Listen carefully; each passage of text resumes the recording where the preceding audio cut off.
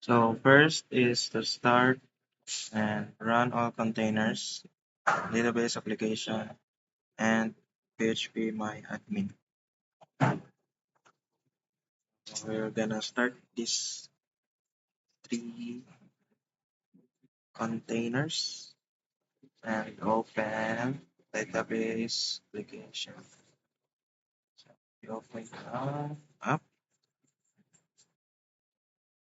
and access web app and PHP admin. Next is the PHP admin. So makita ra there is loading pa.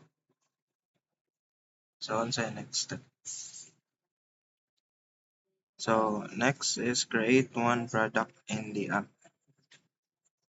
So create one product in the app. Product.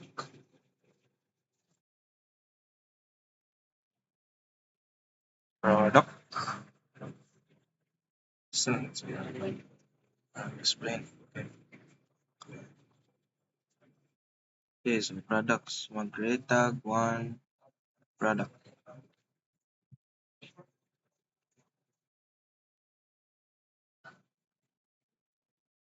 So nag-loading pa siya.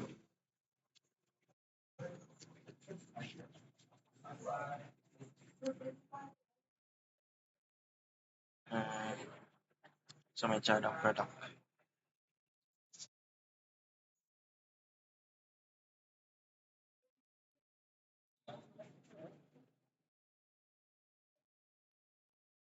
So save na to ang product.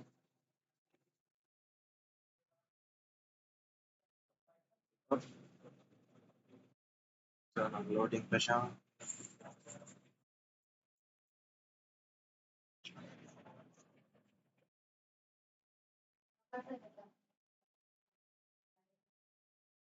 Okay. So and ato siyang lockdown sa database. So product and okay makita na siya. Next is explain what is inside your Docker Compose and Docker file.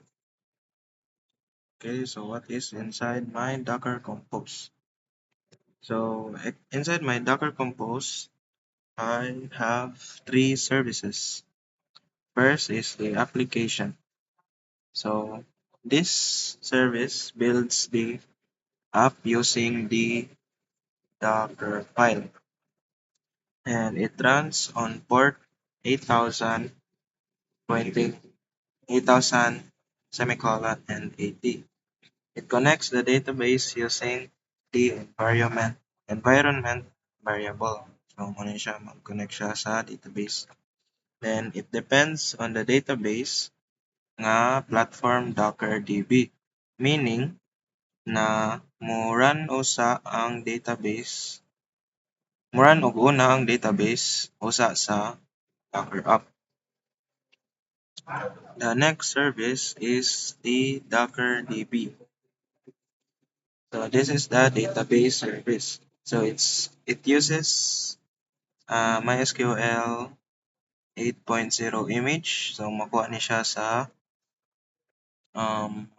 sa Docker Hub. Then container name, then Usbon, then dito so nanay kuan database, so maka-store na ta og mga data. Then it uses port kaning port. Next is the third service, ang PHP admin. So it gives a nice kanang interface because aning image na na-Japon sa makita siya sa Docker Hub. Ma-download siya dito. Then kaning gipot nga nako og user og password para dili na ta magsigig login kada adto dito. Then default nga port and nagdepends siya sa Docker DB. So dapat mo start ni siyang Docker DB usa para ma-access ni siya. Dayon ang networks kay ang volumes ba day? So ang volumes kay volume saves the data permanently kani even if ma-restart ang containers sa diri mga containers niya. So ma-save ra gyapon ang data. Then sa networks kay dapat ang tulo ka services or pila ka services man ang naa nimo kay pareha gyud na sila network para dili sila para makita nila ang usag usa. Next kay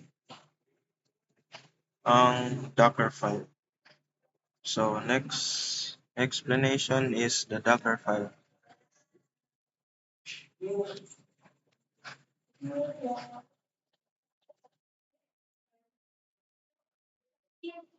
So line 1 is the PHP version and the line 2 is the working directory folder. So nadya pa na siya sa Docker Compose. Ana, working directory for folder para shared ang sa computer and sa Docker na files. Next lines kay 5 to 8 is mag-install ta og tools like Git and curl and etc. for system dependencies. Next is the PHP extensions. So pareha na siya sa katong PHP ini nga ipang-appeal nato or ipang-comment out. So sa lines next line is 23 and 24 installing the composer which manages the PHP packages. The next is copying the project file. So copy that meaning i-copy niya tanan kung unsa ang na diri. Next line is composer dependencies. So iyang i-download ang mga composer dependencies para running smoothly. Next is create necessary directories with proper permissions. So mo ni siya kuan murag thing na mukuha og cache and mosulat sa log. Then ang kuan next is ang port nga gigamit which is 80 and kani mo'y para mo run ang database, ang app and ang PHP my admin. So that's all.